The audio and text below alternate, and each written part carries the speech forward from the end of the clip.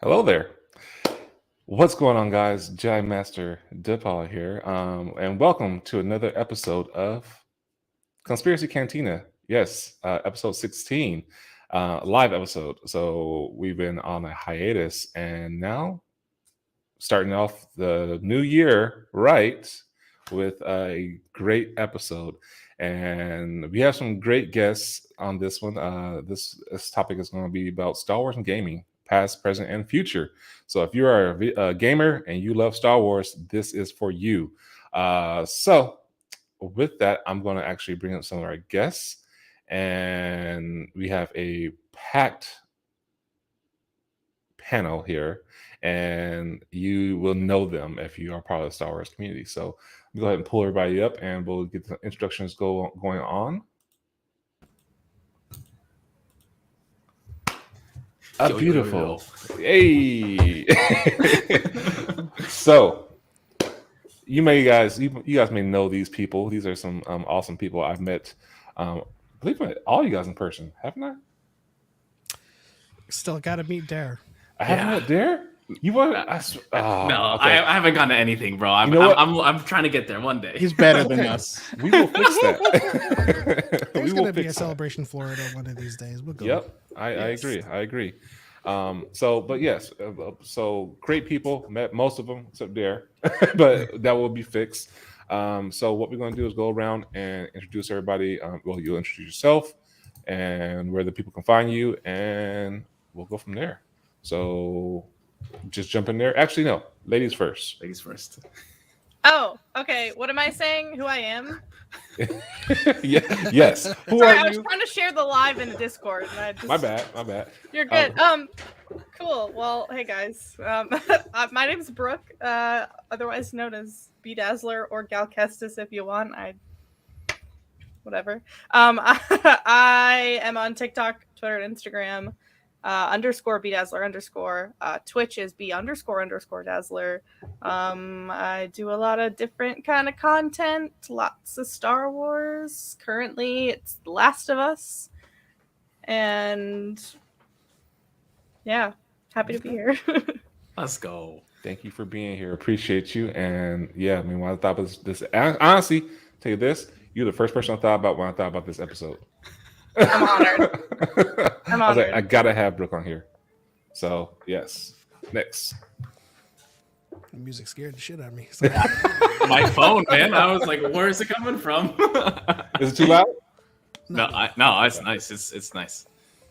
I guess I'll hop in. I'm Element7 on TikTok, _Element7 _ gang. You can find me on there, and you can find me on Twitter at the same name. And on YouTube, Dyad in the Force, where we react to Star Wars content, explain Star Wars content, and we're just starting our journey on Supernatural. And that's a hefty journey to take. And we just started started Chaco's journey on The Last of Us. So find us there, Dyad in the Force. Very nice. Welcome. I mean, as the other member of the Dyad, yeah, you can find me at all of those places. Also, Darth Chaco on YouTube, and yeah, just enjoying this. So much good stuff for geeks coming out, man.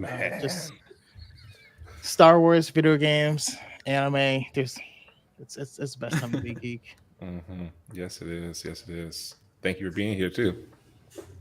Thank you. Yeah. It's gonna be a huge year. I'm super excited. I'm Lord Dagavir. You usually find me on YouTube or TikTok screaming my face off saying let's go. There's probably a let's go count somewhere. I don't know, fam. Who knows? But yeah, I'm here. Your boy's back. Not really. I actually have my reactions coming out in season 3 of Mandalorian. That's when I'm gonna be back. But yeah, we're doing it now. We're doing it here. Your boys are all around, and I'm excited to talk Star Wars with the homies. You have a let's go emote. Yes. Yes, I do. I know that much. I've been there that much that I know. yes. That's what's up. So yes. So thank you for being on to the whole panel. Chaco, Element, Gal Kestis, Brooke. Lord, thank you. Really do appreciate it for the first episode of the year for the Conspiracy. And welcome Cantina. back. Thank you. Appreciate that. Well, yes, thank you, appreciate that. We'll talk about my counterpart another time. No, he's busy, so I mean, he's not out. We're just continuing the motion of everything. So, but so thank you. I'm excited to be back. Excited to be doing this again and making content and just talking on Star Wars and geeking out with you guys. So, and with that, yeah. So this episode, like I said, Star Wars and gaming. Now, you guys were handpicked for this episode for a specific reason. Okay. What reason would that be? Well, from me observing and sitting back, the Force has talked to me and said, these people love to game. They love video games and they love Star Wars. So why wouldn't it just make sense to have them on the episode about Star Wars and video games? So with that said, we know that, I mean, since we are going to be talking games, I do have to disclose I do work for Standing Stone Games and Lord of the Rings Online, but I am not here in any official capacity. Another reason why I picked you. Yes, correct. So yes, you do work for them, and you have some extensive knowledge in gaming. But with Star Wars in mind on this one, and video games, we'll start with this one. So out of all the Star Wars games that have been released in the years of you being in Star Wars history, what would you say would be the best Star Wars, your best Star Wars game? Not the best Star Wars game, your best Star Wars game. Ooh. I got a pretty simple answer. I bet you can't guess mine. Is it the Terrace Kasi game? Masters of Terrace Kasi, Yeah. Arden Lynn Main. I also play Han Solo / Scout Trooper. And you can also unlock Mara Jade, but she's just using Luke's playset, which is kind of trash. Anyways, the best Star Wars game, in my humble opinion, is Jedi Academy. Now, Jedi Academy as a game, first of all, as a Plo Koon fanatic, you get to play as a Keldor. You know, I mean, you get to choose your character, right? I was Keldor, of course. I had a yellow lightsaber, and it actually makes me feel like a Jedi. You know, they drop you in on this world, and they tell you what the objectives are, but you don't know where the objectives are. You don't know how to get to them, right? This is not any linear storytelling, type. Like it's a building, and you have to search the building and figure out where to go and what to do.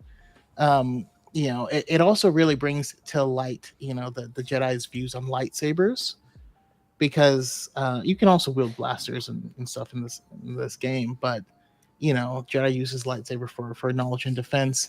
And you really feel that because everyone else has guns and you're not hitting them unless you're right there, but like they can hit you.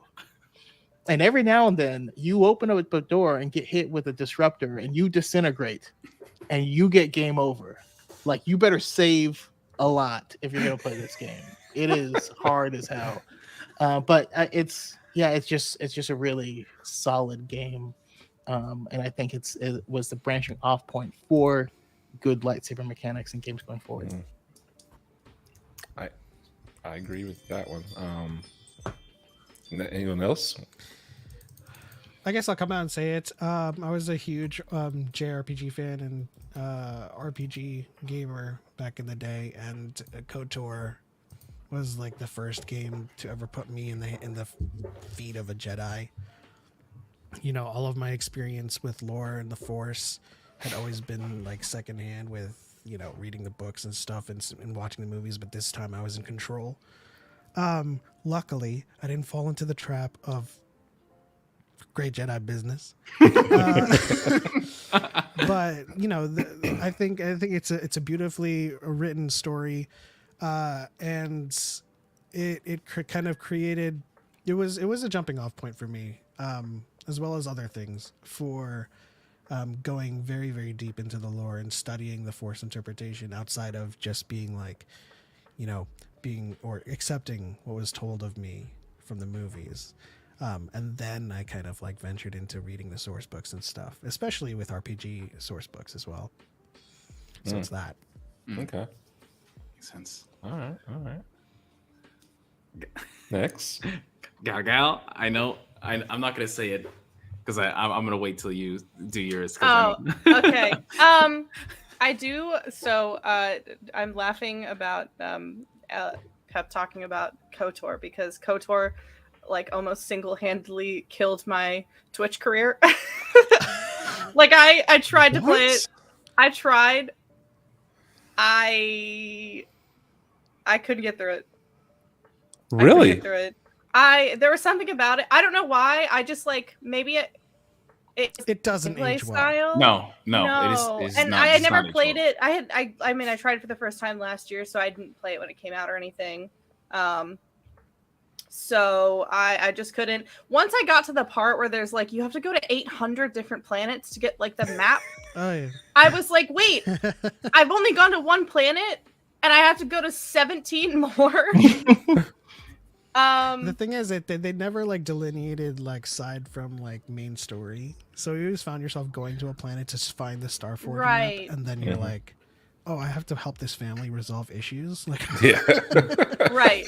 So I'm not hating. Like I like the story of the game. I just couldn't get past the gameplay. However, I want to talk about things I like. So, Fallen Order obviously is my favorite Star Wars game, and I'm a big story-driven person in general, and like character-driven story person. So that's why things like Fallen Order really grab me, because it's very character-driven, and I really love Rey is one of my favorite characters, and I see a lot of Rey in Cal Kestis, and I see a lot of Cal Kestis in Rey. I've been meaning to make a TikTok about this, but I think that's kind of what gripped me. And also there are like really the side characters are really cool. All the women could step on me.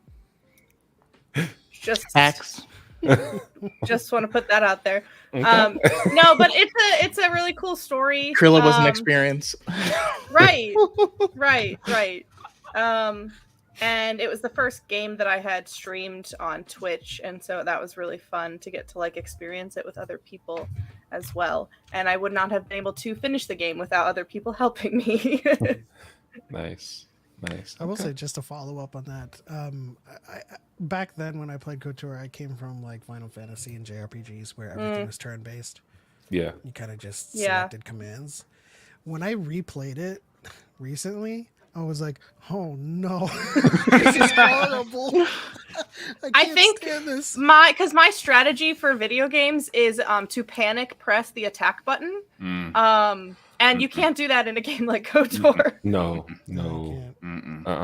I will say I was present for Brooke running into her first gonk droid in the game, and it was a magical experience.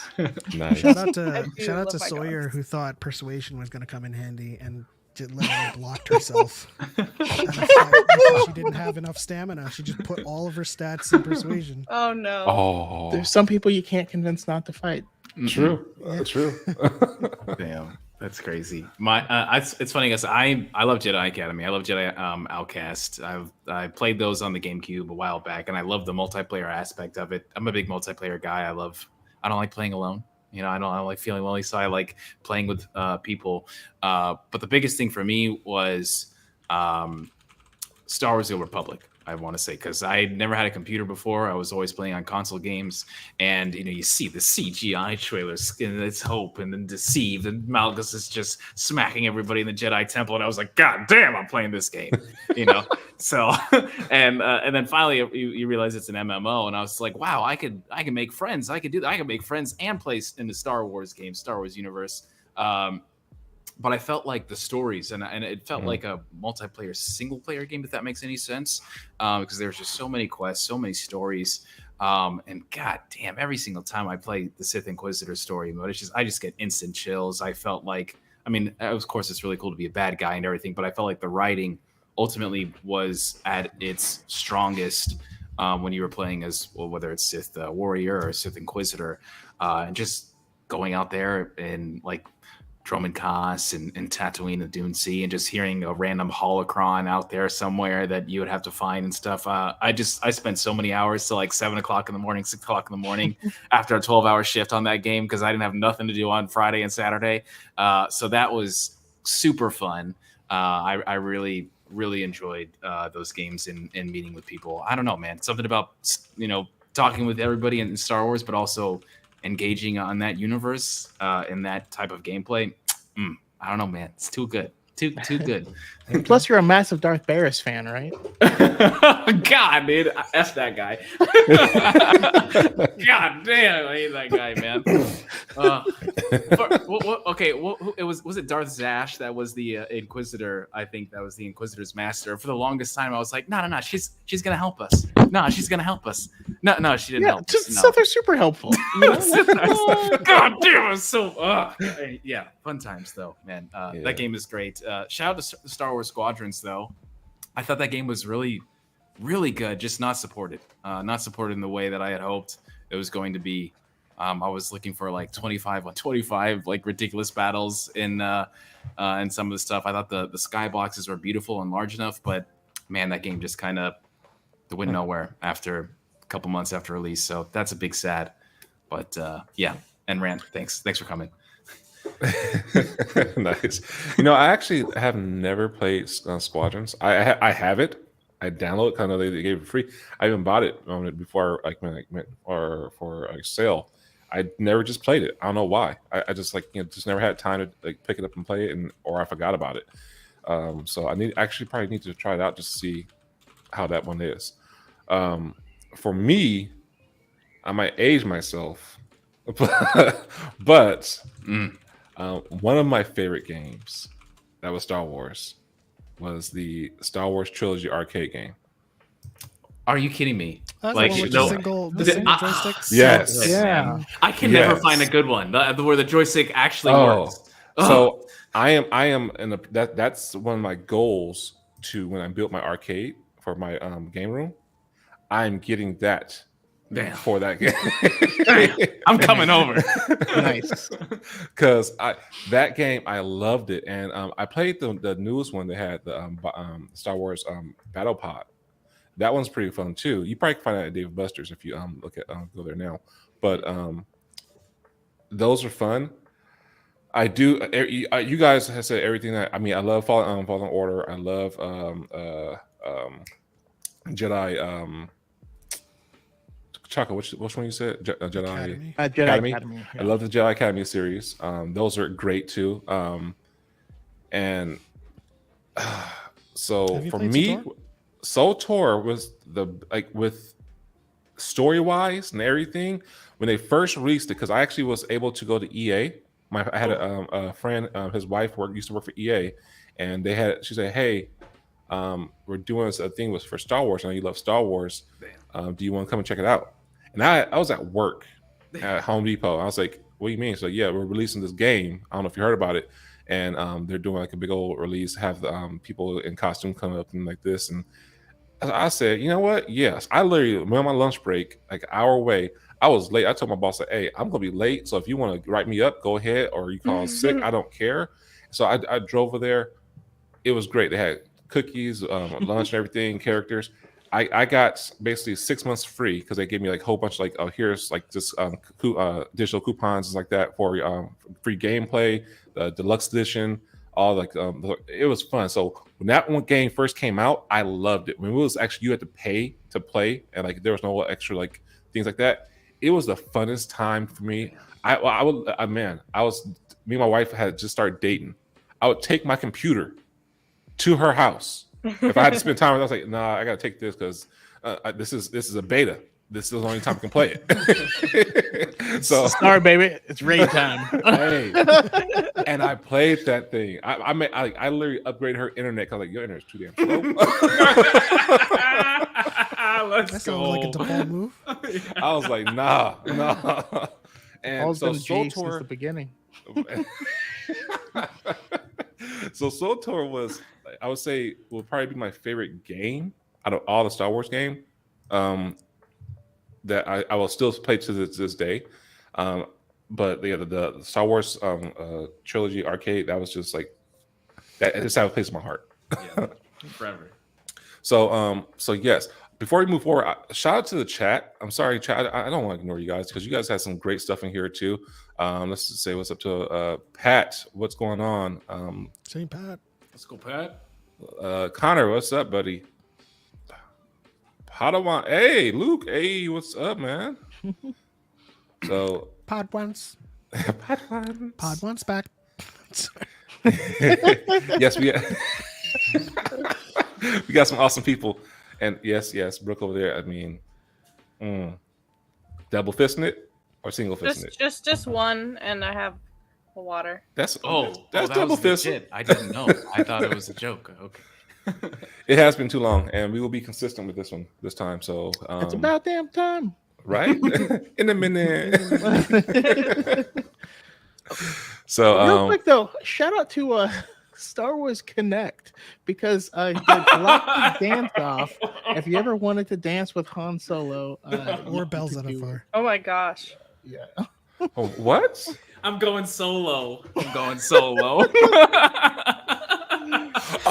I will Connect. never forget that. I will never forget that E3. Yes. I'll never Han forget Solo. those reviews. Solo. Oh god! And then the Emperor comes out. And he's going with it. They did their thing, man. Damn. No, I totally forgot about that game. Damn. And see, that was my broke days. I didn't have the money for connecting all that stuff. I was like, nah, can't afford that. So, but yes, shout out to you guys had some good mentions. So yeah, I remember when Battlefront first came out. Man, I was like, this is gonna be this was gonna be That's it. a podcast. That's a podcast in itself. Yeah, no, It really is. Guess where they got the lightsaber combat from? Yeah, I agree. That's what I'm hoping. Like, I hope one day we can get like a Fallen Order, but with like a Outcast arena, like for multiplayer.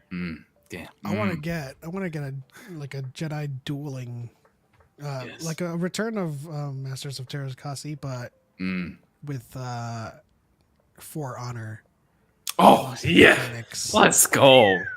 Give me that. Could Boy, you imagine the trying to do lightsaber something. combat with that? God. And have actual going like right, no AI. You trying to do something serious on that one?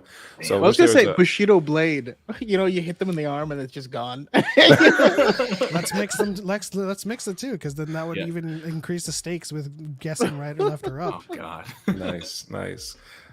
This one, Wish There Was a Way to Access Uprising had a great canon story and a decent Diablo-like but mobile gamer. Hey, you know what? I remember that one. They could have did lots with that one, and I was kind of disappointed. I was like, man, come on, y'all could do it. You had a lot of potential with this one. Put a lot into it, but surprisingly, I actually still play a mobile game, Galaxy of Heroes, to this day. Till this day, I still have that on there. I will not get rid of it. And I remember they first say, "Hey, pre-order it or sign up for the beta." Did that. Still, man, I use like that's my Pokemon. It's like gotta catch them all, gotta collect them all. That's a very that game is such a huge grind. Like I used to Still stream on that your game Galaxy Nexus. back in the day, and I was like, I loved it. I thought it was amazing just because you have so many characters. You know, like it makes Battlefront look like a joke, like straight up. There's this is a huge roster. Anyone and everyone is in there. I think they even put Dr. Aphra in there recently. So we need to start branding the games with legends too. Yeah. Really should. Yeah. I had a comment that said Revan's canon because he's in the character list. Shut up. Yeah, remember when Revan fought against Dr. Aphra? That was crazy. No, they went into this whole this kind of like tangent about like, well, Galaxy's Edge is canon. It's like, Batu, the Outpost is canon. Yes. You in a dang Mountain Dew shirt is not. Nor is the Coca-Cola vending machines. No. You know. No, not yet anyway. That's crazy. So yeah, shout out to the chat. Thank you for the comments and the engagement. That we appreciate that. So with us talking about our favorite Star Wars games, we got some ones coming up pretty soon, right? Yes. Hopefully. Gal Kestis, would you like to touch on that one? She'd like to do more than touch. No comment. No comment. Okay. You can just go look at my Twitter if you would like the answers to that. I'm really excited for it. I think it's gonna be really good. I don't know.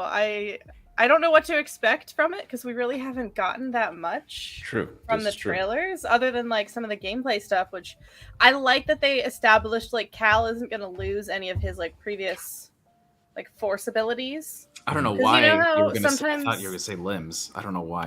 I'm so sorry. Well, hopefully he doesn't lose those either. No, he's just a nub. But I don't know how to play this game.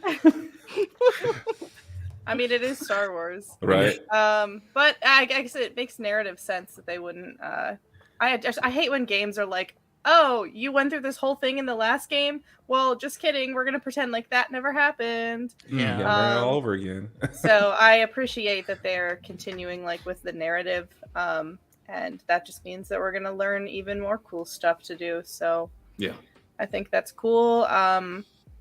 Cal looks really good. BD1, I can't wait for him to come back. I miss him so much. He is. I was streaming earlier, and I'm replaying Jedi Fallen Order, and I got to the part on Ilum where like BD projects like Cordova, and is like, only when you meet someone you have a really good connection with will like all your memories come back. I was like crying. So I'm really excited to see. I need to know, where is Marin and where is Grease? Yes. Are they safe? No. Are they all right? Does Grease have salt? Because we saw a scene of BD and Cal in the Mantis, flying the Mantis alone. I don't like that. Did Marin ever get her? I don't like it either. Rare? Yeah. I don't know what's going on, man. It's I feel so empty when I saw it too. And then she's at GameStop now for a Funko Pop. So every time I see her, I'm just like, you're here, but you're not. Yes, I have a whole Fallen Order shelf. I don't know if you can see it down there, but here we go. Oh, there's Marin. Yeah. The only one I don't have Trilla, but I have the other. I have Cal and Marin together. So and the lightsaber. Yeah, I'm terrified. I don't know what's gonna happen. I don't know where Marin is, and yes, is it secret? Is it safe? I am not sure what's going on there. I mean, I'm not entirely concerned about like anything bad happening to them, and we know that they're going to be featured in Battle Scars, the novel that comes out like a week before the game. I'm just worried that they're going to be like mentioned off screen, like, Marin went back to whatever. Damn it! And I would not like that. Yeah.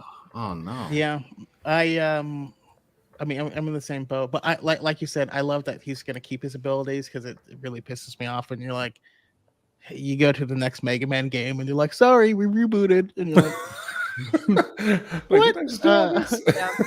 But that also means we can possibly get a new game plus, because it's not going to be like areas we can't access early because it ruins the story, and so like that would be really cool.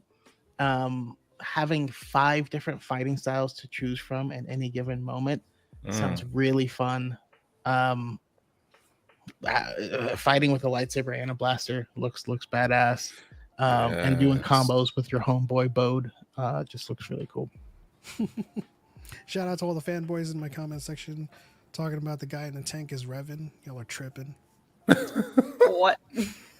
Did they really say that? Every time, yeah. There's some comments saying, I think I hope that's Revan. Like, that's insane. I'm still like bewildered at the fact that he looks like Marchion Ro. So it's like, I mean, he's got very High Republic-y looking robes, so that's also kind of a. If they make their High Republic connection, would be incredible. That would be insane. Yeah, it's gotta be. It's got to. I mean, it's clearly Sephiroth. I mean, yeah, right. Look at him. Oh yeah, Star Killer. That was the other reference that everyone was making before, that it was Star Killer. They gotta let Star Killer go. They really got that one go. I'm serious. I mean, I love Star Killer too, but they gotta let him go. Like he ain't coming. The only Star Killer that is gonna be canon is Star Killer Base. Damn. That'd I be feel like we'd all be 9 times out of 10 correct if we just started guessing new character. yeah. I Mhm. mean, that'd be great. So I'm still gonna guess Quinlan Voss all the time though. nice. The broken clock is right twice a day. You know. That's true. This is true. I laughed so hard when I was watching Kenobi, man, and I saw that Quinlan reference, dude. I was the first person I thought of was you. That's You all I needed, memed it honestly. into reality. Yes. Nice. Because like after so long of not hearing anything, you hear the name, you're like, oh, they're still thinking about him. If We like give in you hope. Ahsoka, if in Ahsoka they name drop Barriss off, you're like, oh, they're thinking Oh about my god. You know? That's a whole other hole right there, man. Jeez. Dude, that's gonna like people just lose their freaking mind. Mm. Oh, are we gonna get her? That's the next 5 shows, next seasons are like, oh, Bears is coming because they name dropped her. So, oh my gosh, Mhm. that's stupid. All jokes aside, Luke. So with Fallen Survivor coming out soon, a month and a half, and we had some talks about the other Star Wars game, right? The open world one. Mhm. Oh, I thought you were talking about Hunters. Oh, That was gonna come out that next because Hunters. I thought that was supposed to come out like the end of last year. it's been out in like in Australia and everywhere else. It's just not here. Just not. Really? Yeah. No, that game has been played and everything else. I don't know what happened. It's going to come out soon. They're going to start, putting out some adverts for it. Choco, you have the worst poker face. But yeah, we got to play it at Celebration. Yeah. So that was Damn. cool stuff. Damn. Okay. So do you got some inside scoops? Chaco, It'll be coming out soon. That's all. that's all you can say. You don't That's all deal you in can say? scoops. He's just got a flat spatula. He's not gonna share anything. All right. Fair enough. All right. So now you got me all messed. You messed me up, Chaco. You got me thinking. I'm actually kind of waiting for that game. I was like, man, I think I pre-ordered it on not pre-ordered, but reserved it to let me know on Switch when it's coming out. So okay. Yeah. So the other one, the new Star Wars game that was in development, that's open world. Hold on, we got 2 of them, don't we? Because we got the one that's set in the High Republic, and then we got the one that's supposed to be. We don't know if Eclipse is actually a thing now. Yeah. That's Eclipse so is much in drama. development hell. Yeah, because so they apparently what's going on is they made that cinematic trailer to hopefully spark interest and just bring people in to even work on the game, but apparently it didn't. And then there's that whole other issue with that whole other people that are there, and they got to get out if anything is even going to happen. Yeah. Which Honestly, I have to say is pretty weird for the industry. yeah. You start with a vertical slice, and then and then a proof of concept or an MVP, and then you go from there. But it's weird that they would spend so much money on a cinematic, God. and just not have like a conceptual, viable product there. Wow. It's I don't usually get frustrated about this stuff, but it's frustrating to me because I thought that trailer was amazing and I was so hyped. It was beautiful. And I was also like really hyped because it was in the High Republic, and everyone at that time, you had the people that really supported the High Republic, or you had the people that were shitting on the High Republic for no reason because they didn't even read the books, and I was like, all right, there we go. This is the shot. This is the thing that everyone's gonna be hype about, and then all this Sith happens, So, God dang it. Yeah. The question that pops up to me now, though, is like, did they have a story written? Yeah. Or is the cinematic just random stuff? It is. It's like, it is. all right, It we're is. gonna have a blue guy playing drums, Yeah. and then we're gonna have this guy walking the street. Like, I have lots of questions on that. But Well, I mean, so that's a in lot of- development hell. there's a lot of KOTOR firsts remake here. is in development purgatory. It's true, There's a though. lot of It's like true. really weird things in terms of like standard operating procedure here. But if we're thinking about the least they could do before even touching an engine is having a high concept somewhere in a document, then they might have an idea of where it was going. But who knows at this point? Nah. Yeah, it's a big sad right now. It is. It's unfortunate that that's going on because that trailer cinematic was beautiful. That was the most Star Wars trailer I've seen in a long time. You said what? We had a lot of theories about We it. did. Yeah. We did. I feel like Star Wars has a track record of like announcing things and then we never hear about them again. Where's the Lando show? Where's the Lando show, Kathleen? I'll make that call to her. Like, hey, we're waiting. Look. We'll probably hear about it more now that Iger's back. You know what? We might. I believe so. I think we will. Well, what I think happened is that Marvel screwed us all over. Yeah. Gave us weird expectations that no one has ever lived up to before. Mm-hmm.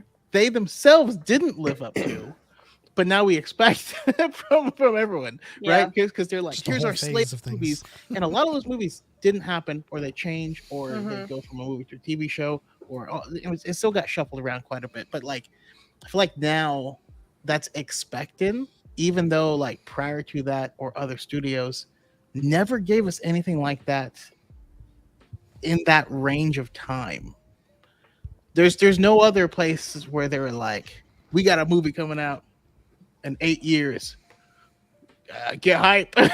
Yeah. True. I think maybe what it is that there's like a lack of communication from Lucasfilm compared to Marvel, but I'm also going to put that on like until this like the last couple of years, Celebration was only every other year, and then we had COVID and we didn't have Celebration, and that's where all of their big announcements come from. Yeah. Whereas Marvel does most of theirs at San Diego, but they also have all of the other Comic-Cons that they go to announce some big stuff, and so I feel like they just have more opportunities to provide updates like that. They could also just rent out Chinese theater at any given point during a week, and people will show up for that announcement. Yeah.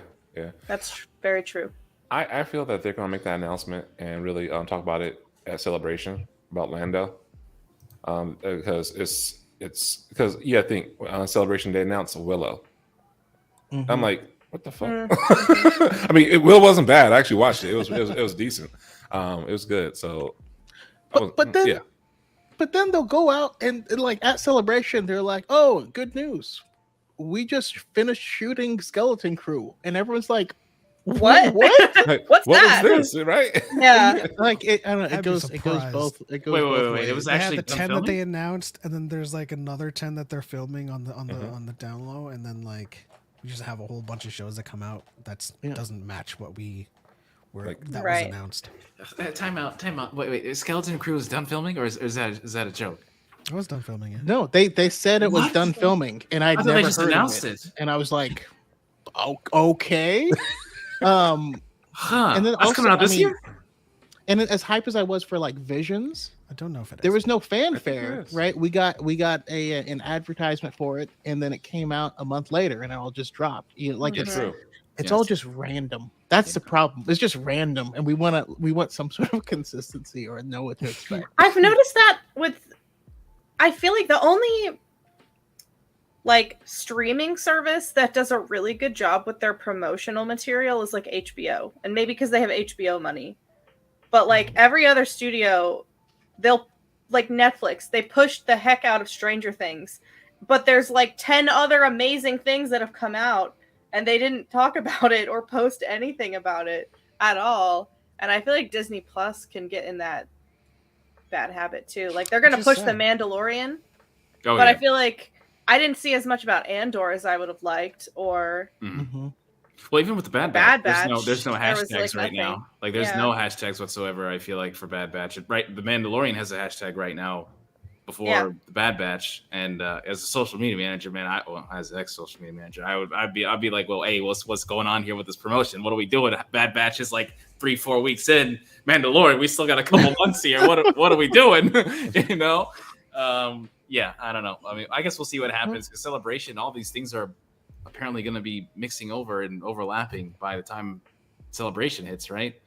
So, and we have Visions coming out this year too, with supposedly, who knows what else other Star Wars animes coming out. So, I don't know.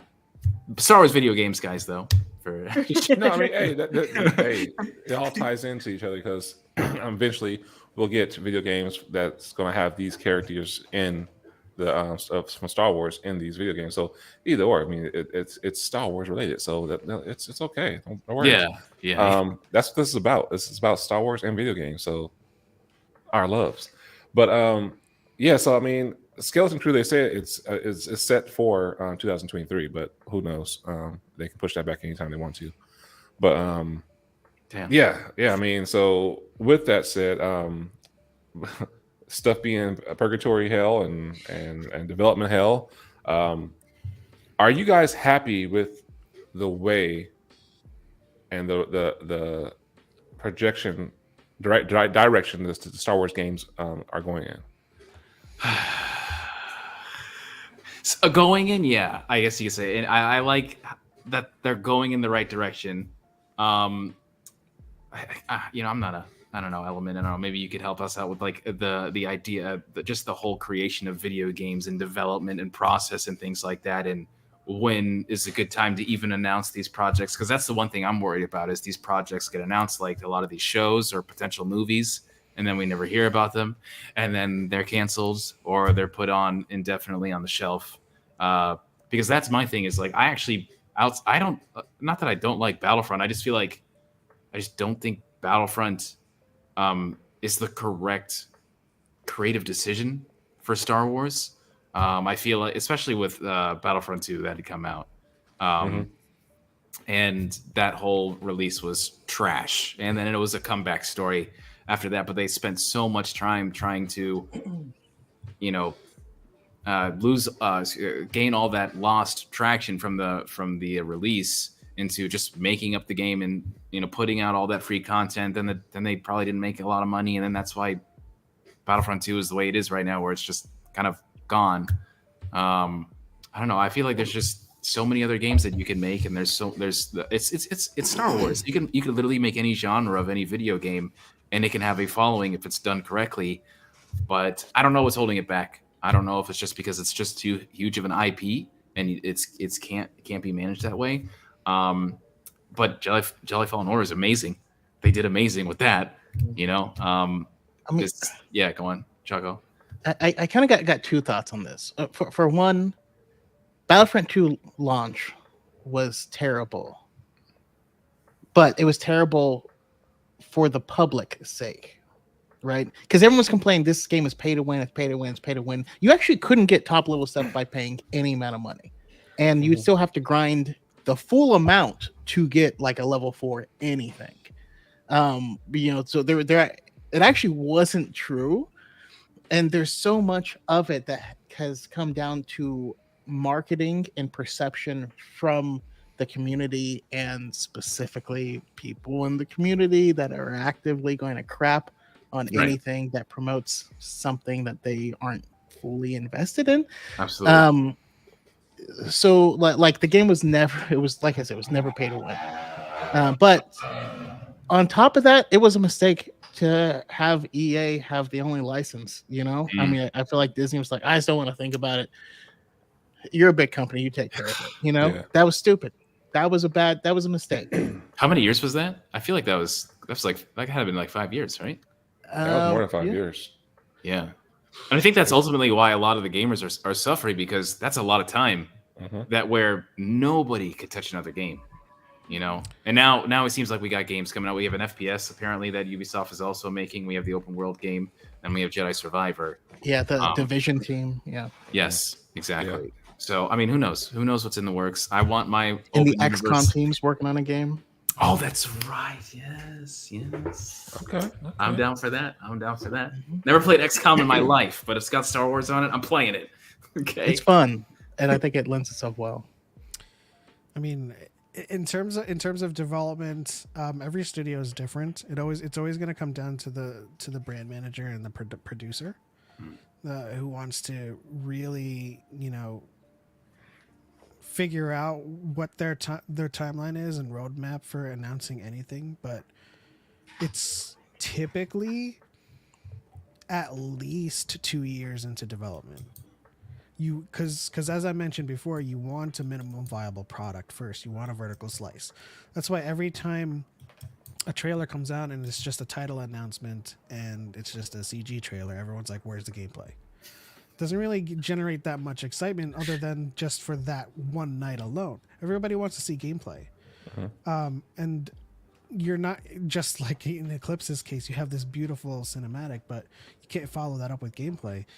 Probably because they didn't have that, Sure. So a lot of these games, like, believe it or not, I would say Fallen Order. I don't know the internals for that, but Fallen Order probably was in development for like 3 years before they did anything, and it's going to fluctuate here and there depending on the studio, how big they are, what kind of publisher they have backing them. For these future games in particular, with Ubisoft, they're just saying things, but they didn't show anything because they're making it. Yeah. It's got to be done before you show anything, and they're just like, yeah, we're working on it. It's you can press WASD to move around. You know what I mean? But, We're hoping you can do this. yeah. I feel for them though. Like, for content's sake, and I didn't actually end up making the content, but I did a real deep dive into both Star Wars 1313. Oh boy! Because I had a friend who actually worked for that studio. It wasn't on that project, but for that studio at the same time. Was that Chopper in the background? What's going on? Yeah, bro. Oh. I just moved into this new place. There's stuff happening all the time. I feel like I live on Coruscant, bro. For that and the Darth Maul game, and there's so much extra stuff, and it's not always the studio's fault, because some of these, if you're like a small to medium sized studio, with the amount that goes into these games, for some of them, if this doesn't become a thing, they go bankrupt and the company folds.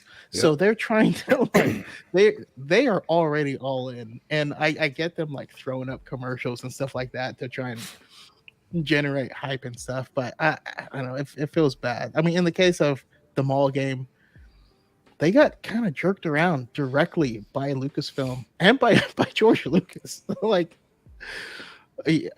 when you're knee deep in development, and then George Lucas is like, "Oh, by the way, we're bringing Maul back." They start in like 2010, and then George Lucas is like, "By the way, we're bringing Maul back, and he has spider legs." And they're like, "What am I supposed to do with that information?"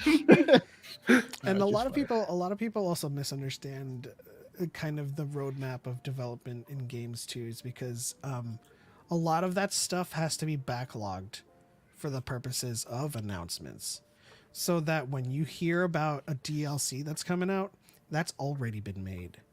Because when if you were in real time in development, you drop this game and everyone's like, "Oh man, this is such a great game. All right, the next update is coming." It's not going to come for another year, because they have to work on it. So they make like the minimum viable product, and then they have a team that branches off that starts working on updates. Then they have a team that branches off that's live services. And so you have that team that's working behind the scenes, and they got the first 3 updates that's in development, that's in the pipeline. And as soon as the game is announced, the first update is already in like certification. So that's how they can announce dates like in 2 to 3 months, because it's already there. They're going through and then they're going through QA, and they got to do all of that. But essentially, it's already made. And so when people complain about games like, how come we're not seeing so much content? It's like, well, sometimes this game is so big that the next update is overlapping with live. You know what I mean? And that's just the way the cookie crumbles. Unless you're EA and you secretly moved everyone off to work on Anthem, and we're trying to keep that under wraps. Not Anthem. God, that game. That game pissed me off. It was worked beautiful. at midnight release at GameStop. I worked at midnight release at GameStop when I worked there, and that line was out the door for that game. Yeah, there was so much hype on that game. That game had so much hype. Nobody knew. Oh. Nope, nobody knew. But that's a big thing that killed Battlefront 2. God, Wow. I haven't played it. Anthem? Yeah.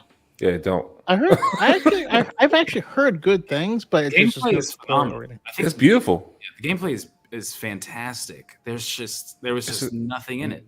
There was nothing in it. Exactly. Nothing. It was insane. Like every mission was, I don't know, like The same. Yeah, it was so whack. It was incredible. I will disagree with Dexon in the chat. Have we how long has it Which been one? since we've had a game that was truly a killer? Oh, you talking about this one right here? We've had so many games in the last 15 years where like, oh, this is the Halo killer. It's like, oh, this is like that killer. Oh God. None of those games killed any games. No. And if it was a good game, it thrived, but the other games still lived. And there's actually no killers out there. And I think Destiny would have still had its community. You know, there are people who would have been like, oh, let's try out the new Anthem, and then there are people who are like, I love Destiny. I'm just gonna stay and play Destiny. Yeah, or they go back, like They go back. or they go back. Content drought. Yeah, especially with like recently with Elden Ring, which I thought Elden Ring did such a phenomenal job of living when God of War had come out. And then, of course, you had Pokemon, and I know that's like different stuff, but people, I think gamers today actually hello, someone's at the door. Yeah, damn, you heard that? And we're also dealing with MMO players, so when there is a content drought, they will move and then come back at the next update. Yeah, exactly. Yeah, which is why I thought Elden Ring did so well this year, with just outliving a lot of the stuff. There is so much content being made that you see on TikTok, on Twitter, and things like that. Even with how good God of War was and stuff like that, I think that really dictates how good of a game these like in this era, where like Skyrim was just everybody talking about Skyrim. Everybody people talk about Skyrim to this day. And that's because that game exactly that game deserves it. But I feel like Elden Ring comes out back then too. I think Elden Ring is that game is essentially that game. It's largely it's part of that. It's part of that kind of segment of games where there are games that are narrative driven, and there are games that are player driven. Skyrim was one of those. Like Elder Scrolls has always been, you create your character, and you shape the story around your choices and what you want to do, and then you have like this whole kind of D&D character sheet backstory. Whereas like some games are on rails. You're playing Joel and Ellie, you're playing their story, and that their narrative kind of brings. I can't wait to play that. Story. I can't wait for you to play it. Which game? The Last of Us. Oh, okay, yeah. That's the game. Everyone wants me to cry on camera. So. Oh damn, man! I never played it. I haven't finished it. Yeah, I saw the show. I think the show is fantastic. I mean, there's only one episode out, but yeah, I never played it though. That shows the Andor killer. No, I'm kidding. No, but you're right. There are no reaction. Any game that basically invents makes its own space. I mean, it's part of, I don't know, there's a book called Blue Ocean Strategy, highly recommend it. But like, if a game opens up a new sector, right, it has its own blue ocean, you can't kill it. You can jump in the water with it and fight with it, but like, you don't get the blue ocean because you're joining someone else. There's no such thing as killer. So well, think about all the like battle royale games. Like like Fortnite might be the most like mainstream, but you still have like Apex, and there's still big fan bases behind all of those. Yes, exactly. Just like CJ said, remember when SOTOR was a WoW killer? Like there was a lot of people that tried to kill WoW. Ain't nobody killing WoW. So they have their own communities now, and like I still a lot think of games are thriving. Yes. Listen, I was Oh, I struggle with this one because I love Soul Tour and then I love WoW. I was like, oh no, y'all want both of my money. I was like, what is going on? I was like, I'm like, this is not okay. But no, yeah, I mean, and I agree. mean, all those games back then amounted to like electricity utility. Like it was like having your own apartment, right? You had Yeah. so Tor, you had WoW, you had 14, you had like EverQuest, and you had what else? Guild Wars. No, Guild Wars was not pay per month, but it was No. just a whole bunch of subscriptions. It was, yeah. I mean, I remember. Oh, yeah. I have a random question for the panel. I'm curious what you guys think of it, because back in the day with Star Wars games, we had a ton of stuff coming out all of the time. We were getting like 4 or 5 games a year, and I'm curious if you guys feel like the focus on getting like near photorealistic graphics is holding us back from more storytelling opportunities. No. I don't think it's holding us back. I think that they're focused more on stories. Because, for instance, take like Laura was saying, Elden Ring and God of War. They have set the bar for storytelling, and even Fallen Order. It has set the bar for storytelling now. That is like, hey, you can do a good game and have good graphics and be captivating. So and it's like, you can actually be engulfed into the gameplay and the storytelling and the graphics, and don't have to take your time with it if you got to. But I don't think that's what's holding us back. It's just more of a, hey, we're going to actually nurture this properly. I think more than anything, maybe the fact that the entire IP is like one giant interconnected canon might be holding them back.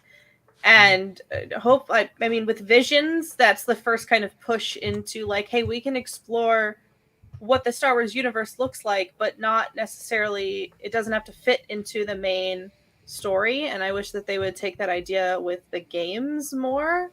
Because I feel like you could do a lot of different cool stuff with that.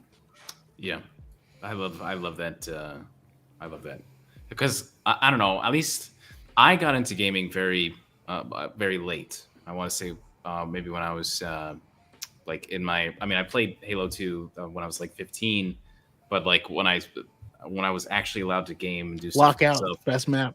Sorry. Dude, yes, absolutely. Goes to Lockout. Let's go, bro. Let's go.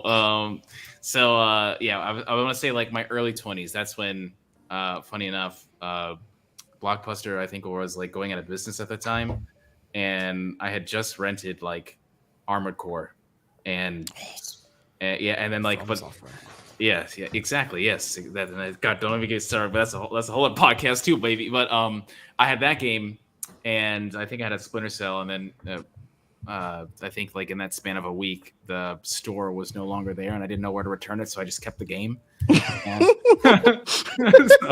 Because they just went out of business, and I was like, okay, well, I guess I have this game now, So so I kept Armored Core, but I felt like that era of games, like I could put anything down, and I would be playing Halo 3, I would be playing Halo Reach, I'd be playing Armored Core for Answer, Splinter Cell, Gears of War, like Call of Duty, like there was just games.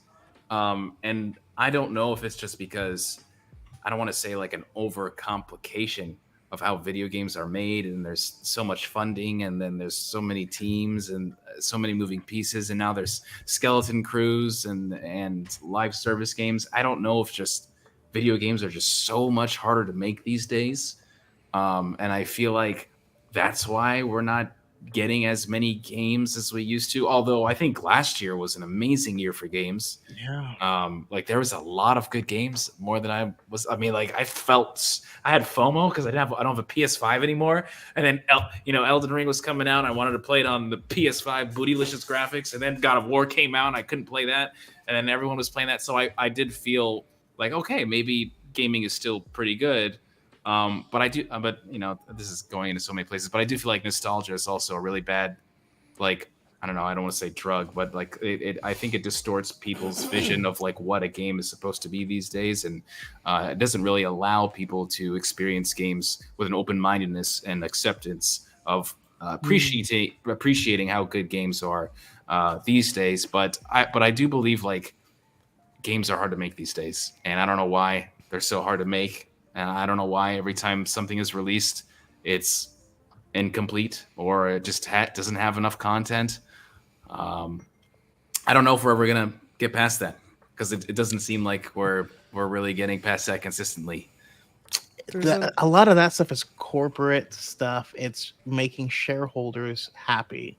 It is, we have our annual meeting at the end of our fiscal year in September, and I need the shareholders to keep me in my position. And so I need to do something in order to show them that we're heading in a good place. And there's all this other strategy that goes on top for just a company. And this is coming from someone formerly in the financial industry. And that's literally like all anyone at the job was doing was trying to convince everyone not to fire them more than actually doing their job.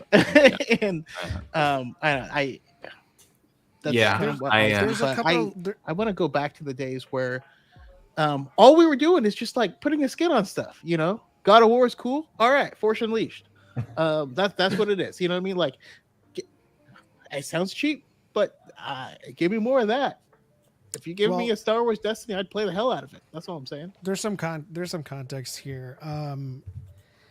A lot of what you said is true about the financial planning and like corporate and producers trying to figure out in a sea of games when's the best time to release. In a sea of games, is this game viable? In a sea of games, is this game profitable? Stuff like that. All those decisions on one side. On the other side, it's not harder to make games because the delta of visual fidelity follows the trend of quality of life. Because now we have stuff like nanite, global illumination, or lumen.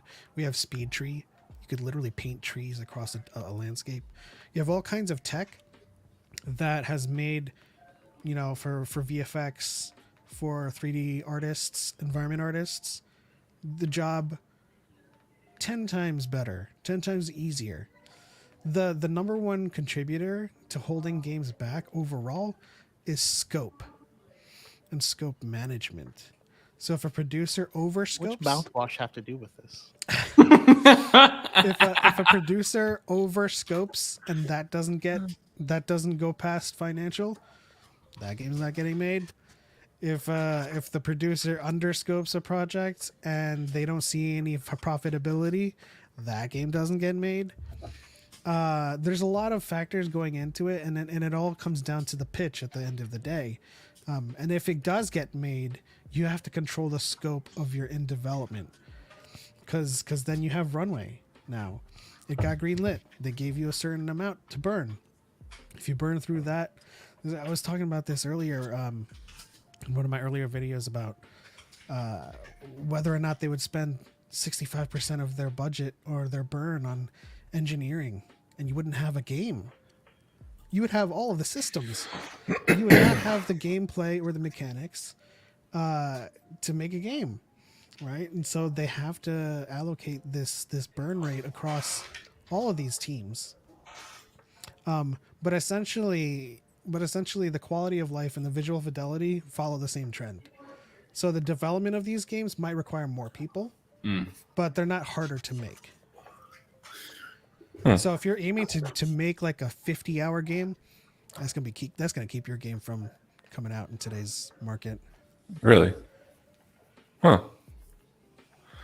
Well, that kind of sucks. Sell that. You could be a rockstar rockstar salesman and do like an amazing pitch deck and just get that greenlit. But most of all, like the scope of a game is what kind of like makes financiers rub their chins. On your professional opinion on I guess not an official opinion. I guess I should rephrase that. Yeah. But we know what happened with Cyberpunk, with it coming out, and I'm curious how you feel about that. Failure, success. What happened? That to me looked like studio mismanagement. Again, it comes down to, a lot of times it comes down to the producer, and I hate to say it. Sometimes studios have multiple producers, which is like too many chefs in the kitchen. Too many cooks. But like, you know, there was some like lack of oversight in the QA department for sure. And there was a lot of ambition Okay. that went unchecked. But I don't have like the inside track on CD Projekt Red or how they operated and how they went about that release. So I can't really Just say. stop making games for previous generation. Stop making games for previous gen. God, I'm broke too. It's okay. There definitely has to be a rule of thumb for like when you stop supporting that stuff. It's like, Yeah. I'm sorry if you can't find a next gen console, which is where I'm at because I can't. I went back into Horizon Zero Dawn, fell in love with the story again, and now I'm like, now I need a PS5. Yeah. See, my issue isn't the finding the next gen. I'm just being stubborn. I'm waiting out until I get my Star Wars skins and all that stuff like that. I want just that. go to D-Brand. This isn't sponsored by D-Brand. I'm actually waiting for like a stock refresh, but also like the Slim. That's eventually coming. Yeah, that's coming out pretty soon too. So yeah, it's very interesting because everything just I'm gonna flowed. put this on my PS5. Oh, that's beautiful. Oh. That'd be dope, Damn, why does it look so clean? right? What the hell? Where'd you get that from? Oh, I went to skinit.com and uploaded a picture. Hey, bro, I'm writing this down right now. Skin. Yeah. All right, there we go. It's interesting how the flow of this conversation has gone because like my bullet points, we've hit every damn bullet point without me asking those questions. So I love this. This is how the flow of the It's the flow of topic's the supposed to force. go. It's imbalance. So The force flows darkly around someone who's planning to kill. So So I'm going to ask you guys a question. This wasn't actually in there, but I started thinking about it. The What Grey Jedi type? don't exist. No, we know that. we know that. But your ideal Star Wars game, what would you want to see? Bam. I'm gonna answer quickly here because they announced the open world game, and I think Chaco and I kind of mulled over like our individual like contributions to this. I wanted a game that totally asserted the corruption of the dark side. So if you had your own character, your own avatar, and you could choose Jedi or whatever, or choose Force user and explore the depths of the Force. Excuse me. The Yoda came out right there.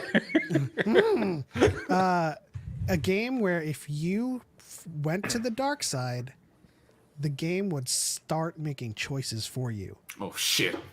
Right? And it's like Mass Effect style. You have a dialogue wheel. You're free to choose how you act. Kill this person, don't kill this person, love this person, don't love. As soon as you started traveling down the dark side, those choices disappear, and then eventually there's no choices. Like you would see choices, but they're grayed out, and then eventually it's just on rails. The game's just making choices for you. And then Chaco had a rebuttal to that, which I loved, by the way. yeah, my addition to that would be for those like quick time options, like when you're playing Mass Effect, you get the Renegade or the Paragon like thing, they pop up. It would be almost like a meteor, but if you were going dark side, it's like pinned in the dark side. And if you can press fast enough, you might be able to push it up to make like the light choice. But like the worse you get, the harder it becomes. Damn. It's like That's essentially it. Open world yeah. RPG. You just gotta feel the effects of the dark side. Okay. Next. Gal. I guess I'll go next because I have been playing Destiny 2 like you guys like I mentioned, but I think that platform would be perfect for a Bad Batch style game, but for regs. So let's say you're clones, right? I'm down. And basically, and you can have verses and stuff because everyone is a clone. You all have the same face and stuff like that. But you're in a new galaxy. You have to figure out where to go, how to make your own way. What are you gonna do? Are you gonna start doing smuggling? You're gonna be a bounty hunter. You're gonna do whatever. And then as you play, you can. Each person starts basically with the same template, but you start to merge into your own characters. But you still develop different skills, and over time you become very different. But you can still squad up with your homies and run dungeons and stuff like that. And by the time you do that, everyone is very different. Everyone looks very different. You all have different play styles and abilities and all that stuff. And I think it could really capitalize on, if you're all starting from the same exact place, wherever you go is up to you. Star Wars Brothers coming 2026. Yeah, or that could just be turned into a sequel to Republic Commando, and then like you and your homies squad up and go try to save your lost brother. No spoilers. If we go in the direction of the name Destiny, what's the one thing that haunts the clones? Nightmare. Sorry, that was really quiet. I couldn't hear it. The one thing that haunts the clones throughout the entirety of their time is the nightmare. Yeah. So it'd be Nightmare. Well, that and Darth Vader. Damn. Okay. Next. I mean, okay, so like, I could consider myself a gamer, but I'm very selective about the stuff that I play. I Still a gamer. Exactly. I'm a fake fan. I don't play a wide variety of games. I really like narrative driven things, and I like having a point A and a point B, and you follow the story like Fallen Order without a lot of like side quests, just because like my like ADHD brain is like, I need to focus on one thing in this game, or I will just like, I can't even do like, I can't 100% a game because I can't be bothered with the collectibles. Like I just want to do this story.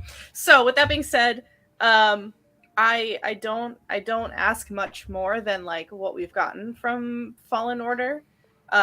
So with that, I will say, if I could like change anything about Fallen Order or Jedi Survivor, which I don't think they're going to do it, but it would be cool if we had a game that was like a singular story that you're following a character, but it kind of was like where you could swap between characters. Mm-hmm. Like if there's like 2 or 3 characters that you're on this adventure with, kind of like the Final Fantasy VII remake. Like when you're in battle, you can switch characters that you're playing. Or your favorite game, KOTOR.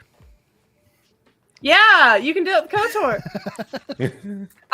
That would be cool because like I would love to play as Marin in Fallen Order or Survivor or whatever she shows up in next. So I think it would be cool if it was like you had a Jedi, but then you had, someone like a Night Sister, and then you had like a bounty hunter or a smuggler, and you could switch between, and they all had different things that they did, like different actions. Yeah.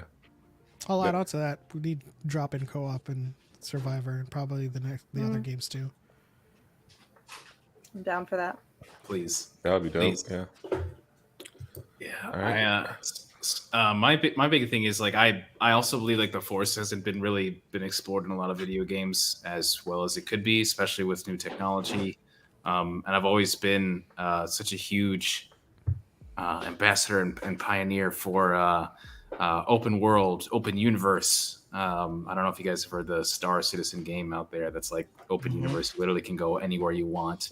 I've been following that game for a decade. Yeah, man. I think it's amazing. It's getting better too every year. No matter what the following says, the game's always just getting vast and crazy. But I would love some type of. It doesn't have to be MMO style, but I would love like maybe 4 or like Sea of Thieves does like 32 or 16 people in one verse or one server or something.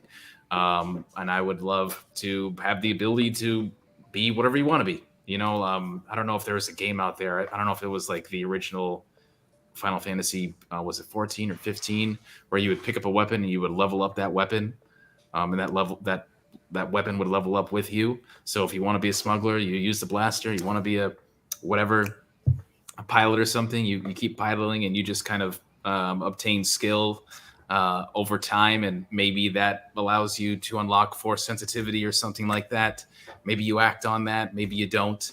But I just like the idea of the ability in a Star Wars game to go wherever you want, wherever the Force tells you, whether it's Malachor, maybe it's Tython. You know, I just think that'd be super cool, and get a really cool ship and fly around with your boys, and just, you know, maybe, you know, be not so mean, or maybe just, you know, all hell goes loose and you guys are just the worst thing in the universe. I just love that. Like Space Sea of Thieves or something. Yeah, exactly. That because I've always felt like, even with Star Wars: The Old Republic, is like you have your ship, but you don't really use your ship. You know, you have all these people on there, but you don't really use them. There's nothing going on there. There's no Millennium Falcon moment with like everyone trying to feel like their own ragtag gang. You know, and that's when you watch The Mandalorian. You know, he's got everybody in there. You know, he's got Boba. You know, he's got Grogu. He's got Fennec. Everyone is all in there and doing their own thing and stuff. And I just felt like it'd be cool to everybody Doesn't have their own. Cardoon. Man, I mean, bolting off of that, I do have another one. And that is just a small one. It's like a Hogwarts Academy game, but in the Jedi Crush. You start as a youngling. That would be cool. Yeah, I can see. Yes, that will be very nice, and those graphics and everything too. Oh yeah, I can see that. Can we invite Malgus to the party? I don't know, just thinking about the Deceive trailer where he calls in Vizsla and everyone, and they just wreak havoc on the temple. So. Yeah. We wouldn't play that game in the Order 66 timeline. No. All right. Well, cool. As for me, I mean, you guys have some great ideas. I would like more of an open world. Be able to take more of customization stuff and craft stuff properly. Like for me, the concept with the SOTOR, you know how when you did a Jedi counselor, you was able to you saw the cinematic to create your lightsaber and stuff like that. And it doesn't have to just be for Jedi. It can be like, hey, you become you're growing up as a kid, you're leveling up, and then you see your family gets destroyed by the Empire, and now you're orphan, you're a smuggler now, and you have to go and do certain little odd jobs, and depending on what you do, will determine what path you go down. If it's going to be, I'm going to be a pirate, a smuggler, or a bad one selling people, or it's going to be I'm going to help people when I can. I'll be an actual businessman, trying to be a Lando Calrissian, whatever you may be. It's like things like that, like kind of the same concept, but it's a vast Star Wars, and you constantly can build your empire, almost like a Grand Theft Auto. But so for Star Wars, I'm imagining a GTA Star Wars. Going to a cantina, seeing some Twi'leks and everything. Hey, they call you on your communicator. Just going for a morning jog just around the temple. Suddenly, some guy with like a freaking A-wing just going, runs me over.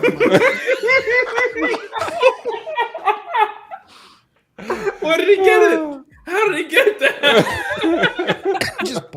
Just carpet bombs the street. What the hell? Where did he get this interceptor from, bro? But yeah, it kind of along the lines of that, not the Grand Theft Auto physics, but yeah, I mean the GTA physics. Star Wars games, that'd be hilarious. Coruscant Tycoon. I did think of another idea, not necessarily like a type of game, but I really like the Battlefront 2 campaign. Mm-hmm.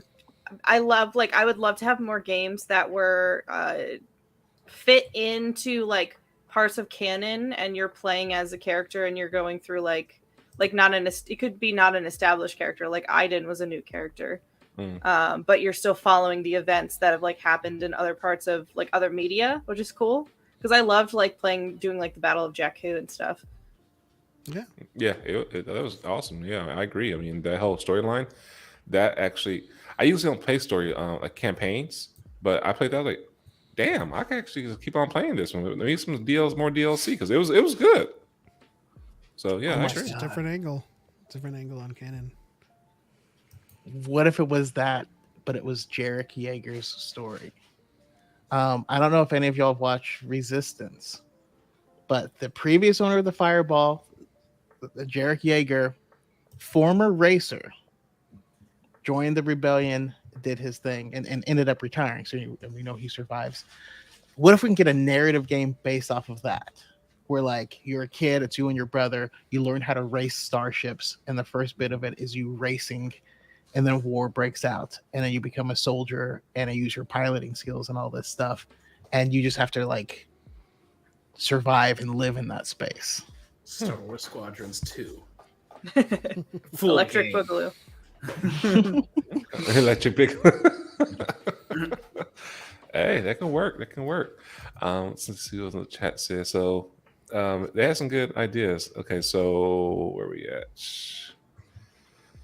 The game, Star Wars Galaxies, a sandbox game will be Star Wars Galaxies. We haven't had a true sandbox, almost Second Life game Star Wars in a minute. Sandbox games aren't true. I mean, I really didn't get in Star Wars Galaxies. I don't know if you guys did or not, but I was like, I played a little bit, but it was well past its prime, and yeah. What else? Somebody had. Yes, we do. I think we're getting. They're just building off of it. I think with Fallen Order and stuff like that. I mean, it's a sequel to Empire at War. Yes. Oh. Yes. Oh, that yeah. I think I made a TikTok about that the other day. I can't remember. I don't know. I just want lightsaber duels with For Honor. Yes. Just please give it to me. It's the best combat mechanic that's ever been devised. Okay. All right. Oh, cool. So, thanks for answering that, guys. That's. I mean, we're at a time now that Star Wars is just like it ain't going nowhere, and the gaming community is constantly going to grow and keep on getting stronger, and we're getting good quality games. And this past year really shown that, and I believe that it's going to continue getting better with the Fallen Order series, Fallen Survivor, sorry, and whatever else is coming out.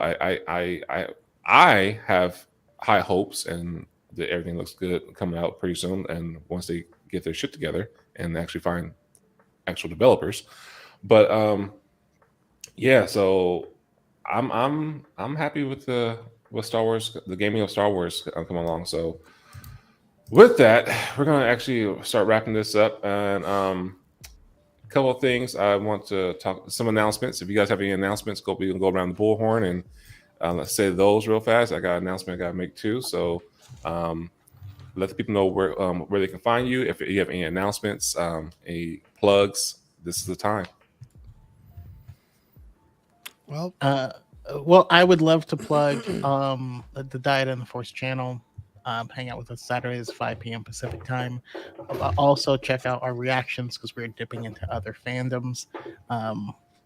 Watching, Supernatural has been a gas. It's something I avoided forever. It's kind of fire though. Like there's some cool stuff in it. So yeah, we would be honored if you would join us. Nice. I'll add on top of that, we take live calls every week now.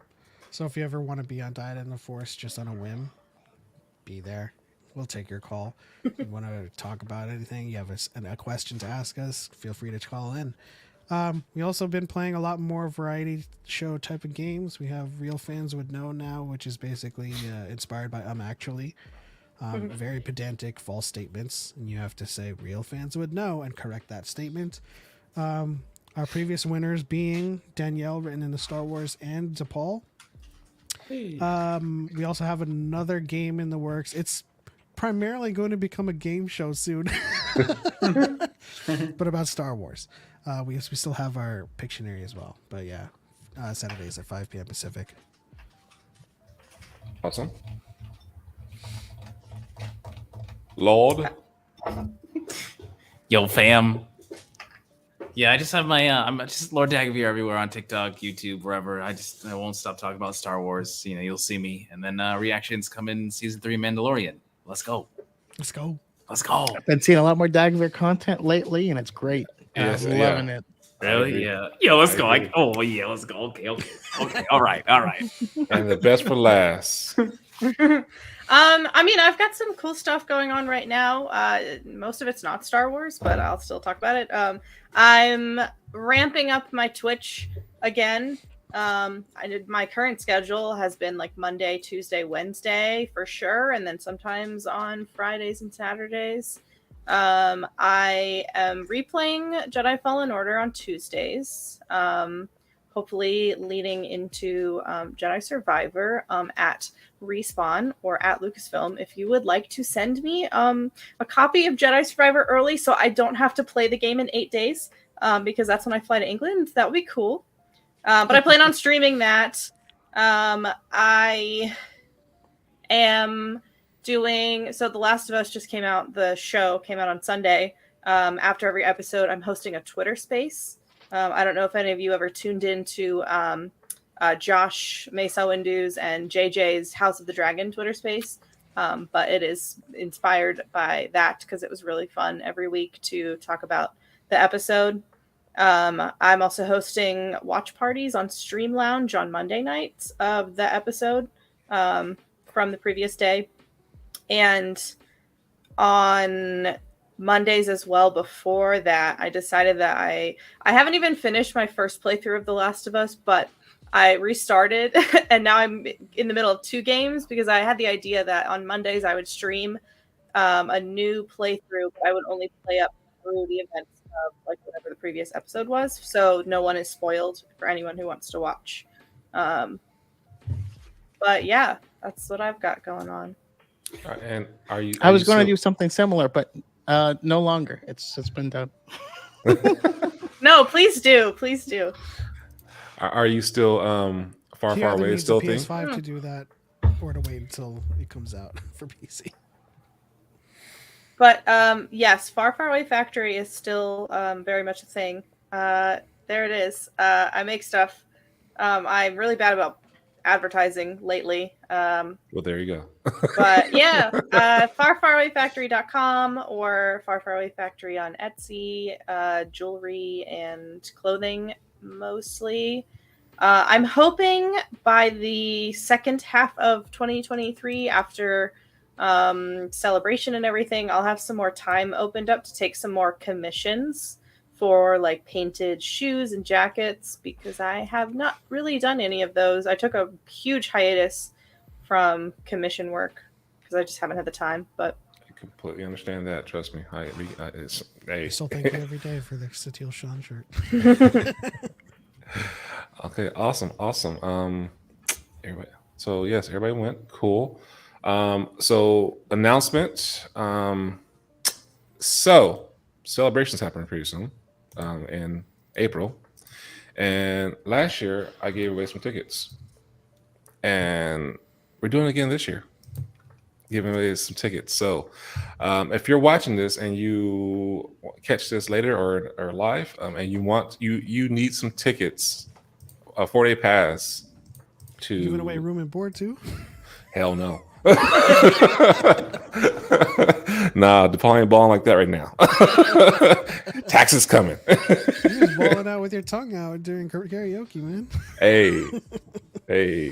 Worth it. It's worth it. But if you are no purchase necessary.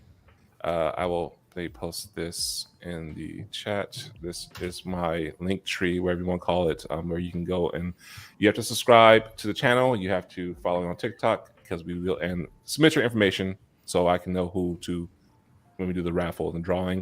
It will be a live drawing. And yeah. the tickets are already paid for, and you can get them. Last year we had a great time, met people I never met, and we actually had a ball at karaoke, at a celebration. It's a real thing.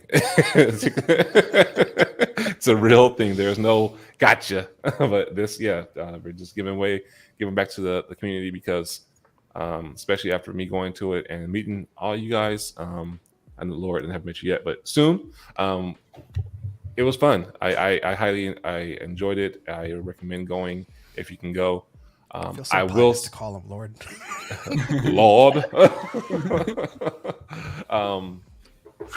I'll be 100% honest. Don't know if I'll be able to make it this year. Me and my wife we are talking about it right now because we just bought this big ass house. So we got a lot of stuff to still do around the house. But with that, a lot of the other trips we have to make. So we're still weighing out the pros and cons, and finances and everything like that.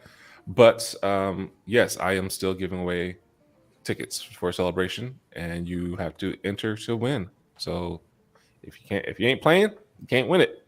Plain and simple. Got this, guys. And what's cool is every single person I've met, especially everyone here, the same people in real life. None of this is a facade. This is us. So yeah, it's cool. This is us. Watch it on NBC. If you want to try and feel emotionally manipulated. Right.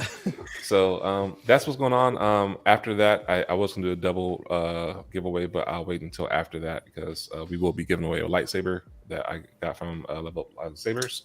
Let's go. Shout out to Level Up. Yes, right. I saw that one. I saw that video, girl. That was like, look at you.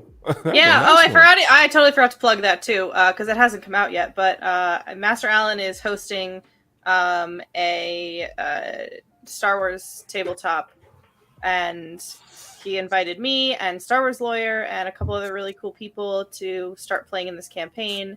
And I'm actually using my same OC that I used for when we did it with the Dyad, because it's set in the High Republic as well. So I'm just considering that little trip canon to my character, which is cool. But yeah, that'll be on I guess Level Up's YouTube channel at some point. So okay, cool.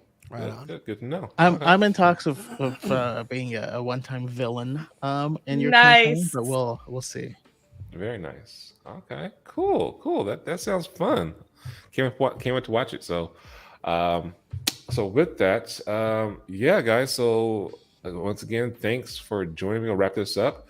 Did I miss anything? I don't think I missed anything. I think we're good. So, yeah, awesome topic, awesome chat, great times. We have fun.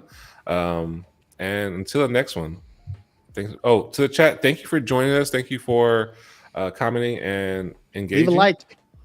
Yeah. Oh, like it up. Let's go.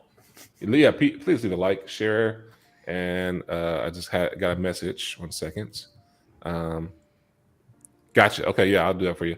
Thank you, Luke. I will send that to you. And so we're gonna wrap this up. And once again, guys, thanks again for an awesome episode. The Conspiracy Cantina is back, and we will be more consistent. We'll be doing recorded content and live content. So stay tuned. If you haven't already hit that subscribe button, hit that like, share, and let's get this going. So until the next one, guys, thank you. May the force be with you. For life. And yep for life. Oh, shit. That was deuces, baby. That was early. I was excited.